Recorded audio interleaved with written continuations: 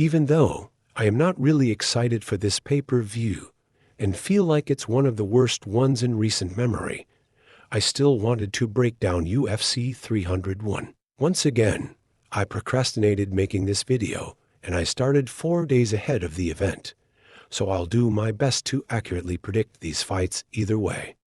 Let's get into it. The first fight of the night is a flyweight bout, Alessandro Costa versus Kevin Borjas. Both fighters are relatively the same age and are very young, so they will have more energy. Out of Borjas' 11 fights, he won 9 of them, with 8 coming by knockout, and has never been knocked out, but has been submitted 1 time. On the other hand, Costa has won 13 fights out of 17 total, with 4 knockouts and 6 submission wins, and has been knocked out 2 times out of his 4 losses. Borjas lands 5.4 significant strikes per minute, while Costa lands 3.75 strikes per minute, but Borjas absorbs more at 6.63 per minute, while Costa absorbs 3.61 significant strikes per minute. If Kevin Borjas wins, I see him winning by knockout, but if Alessandro Costa wins, I think it'll be by submission, because Costa has very good grappling and has good rear naked chokes, and Borjas lost to the same submission. That being said, my pick is a double chance method of victory for Costa to win by submission, or Borjas to win by knockout at plus 155. Moving up the early prelims, we have a lightweight bout between Ismail Bonfim versus Vink Pichel. Pichel is 41 years old, while Bonfim is only 28 years old. Out of Bonfim's 23 fights, he won 19 of them with 9 knockouts and 4 submissions, but has been submitted 4 times out of his 4 losses. Pichel, on the other hand, won 14 fights out of 17 fights total with 8 knockouts, but has been knocked out once and submitted once. I think Pichel is going to try to grapple, but Bonfim has a takedown defense of 81%. If Bonfim can keep this fight standing, I see him definitely knocking Pichel out, but I can also see Bonfim hurting Pichel and Pichel shoots for a takedown, but Bonfim gets a submission locked in. So I am picking another double chance method of victory with Ismail Bonfim to win by knockout or submission at plus 100. Continuing up the early prelims is a women's flyweight bout between Diane Barbosa versus Ernesta Caracate. Both fighters recently earned a contract from Dana White's Contender Series, with Barbosa winning by submission in the first round and Ernesta winning by decision. Out of Caracate's 6 fights, she won 5 of them and has 1 draw.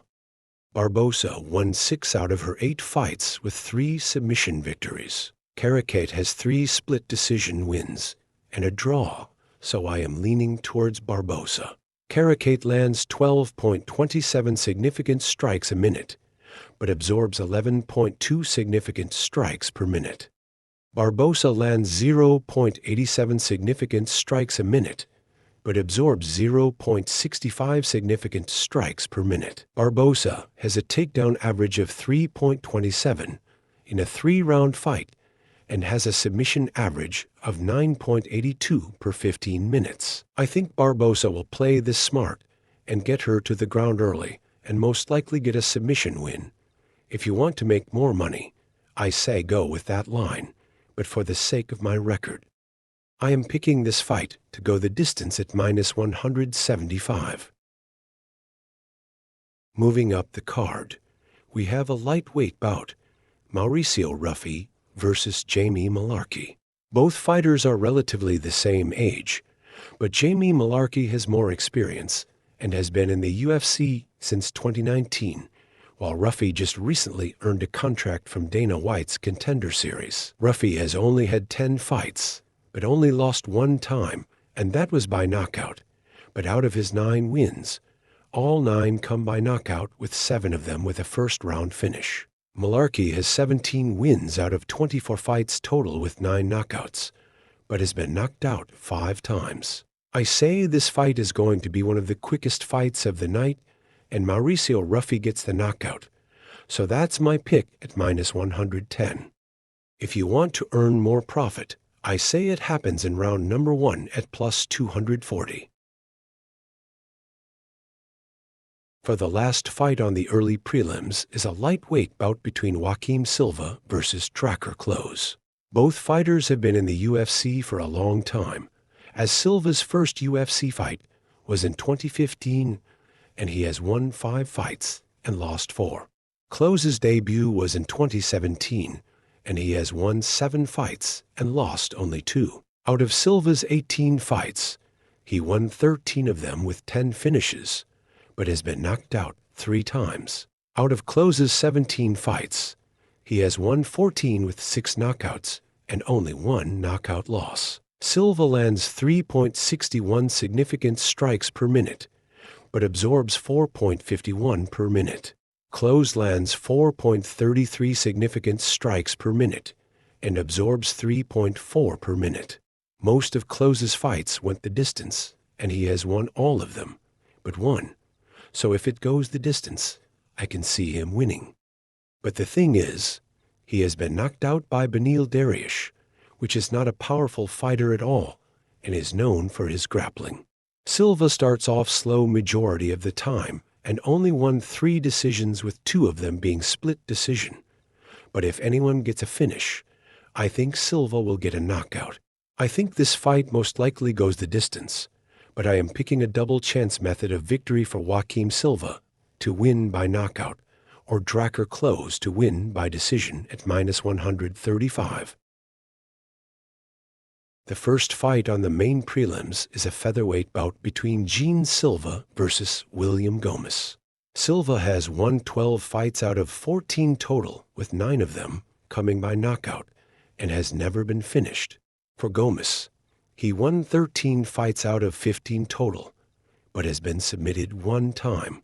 Silva earned himself a contract from Dana White's Contender Series in September of 2023 and won his UFC debut by knockout in the first round.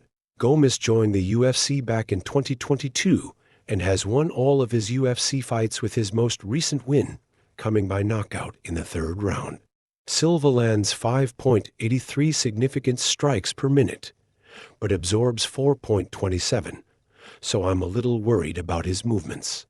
For Gomis, he lands 2.62 per minute and only absorbs 1.49 per minute, so it's safe to say that he has better stand-up defense than Silva. Since this card is in Rio, I think Silva will aim to try to get a knockout, so I feel like he's going to keep this fight standing unless he gets hurt real bad. So if anyone gets the finish, I think that Silva has more of a finishing ability. I am worried about Gomis' weight, because on the website it says that he is 166 pounds and Silva is 145 pounds, so that can definitely factor into this fight. Gomis has a 4-inch reach advantage for his arms and a 6.5-inch reach advantage for his legs, so it might be a little bit harder for Silva to close the distance, and Gomis will be harder to hit. For that reason, I feel the most comfortable picking this fight to go the distance. Moving up the prelims is a welterweight bout between Elvis Brener versus Mktybec Orlbai. Brener trains out of Shootbox and out of 19 fights has won 16 of them, with 11 coming by submission. Orlbai trains out of Team Alpha Male, and out of 14 fights, he won 12 of them with 11 finishes and has never been finished. Both fighters are relatively new to the UFC, and both have won all of their UFC fights. Elvis Brener lands 4.64 strikes per minute and absorbs 5.05. Orlbai lands 3 per minute, but somehow absorbs 42 per minute, according to the UFC website. I think Elvis Brener will be the sharper fighter on Saturday night and will smartly defend takedowns and grappling exchanges and leave the octagon with a W, so I am picking a money line for Elvis Brener to win at plus 210. The second to last fight on the main prelims is a women's strawweight bout between Carolina Kowalkiewicz versus Yasmin Lucindo. Carolina is 16 years older than her opponent, so that's already a big factor that plays into this fight. She trains out of American Top Team and has 16 wins out of 23 fights total with 4 finishes, and she has also been finished 3 times. Lucindo trains out of Academia Fight and has won 15 out of 20 fights total with 11 finishes. Carolina lands 5.92 significant strikes per minute, but absorbs 5.55 per minute. Lucindo lands 3.33 significant strikes per minute and absorbs 3.23 strikes per minute.